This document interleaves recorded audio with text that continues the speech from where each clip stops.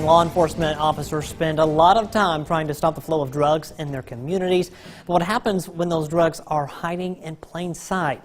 There's been a recent uptick in traffickers using the mail and other package shippers to move their product. Our Quentin Smith speaks with an area sheriff about this trend. He now joins us live in the studio with more. Hey, Quentin. Yeah, Scott, when we go to the post office, it's usually to pick up items we've bought online. However, lately, some criminals are going to the post office to pick up drug packages that are being shipped in the mail. This is a growing problem that investigators are now trying to get in front of. Shipping drugs in the mail. It's something many people may not think about, but it's an activity that police are starting to see more and more. If they could grow it or make it, they'll ship it. Noxubee County Sheriff Terry Grassery says these types of incidents happen in waves, and it isn't anything new to law enforcement.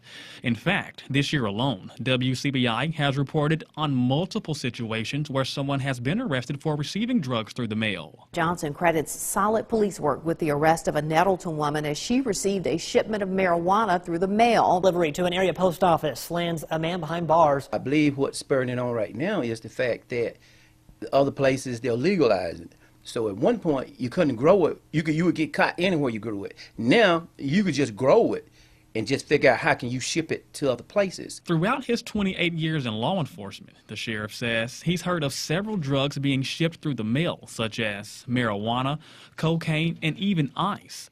He says criminals use the post office as an alternate route to get drugs onto the streets because they believe it lessens their chances of getting caught. You got to go through so many states to get to Mississippi. Right. Now you got so many highways, you got so big a chance to get caught.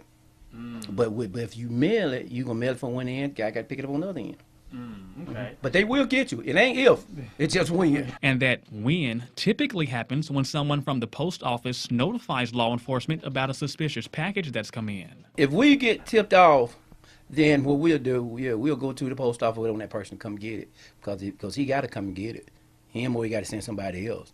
And then we'll have to catch them and then work it on this side. Then we can find out where it came from. Well, it's going to have an address where it came from. Then we've got to trace it back and try to see who that person is that sent it. Now, the sheriff says it's a felony to send any kind of drugs in the mail here in Mississippi. And if caught, the amount of jail time will depend on the amount of drugs that were seized. Scott?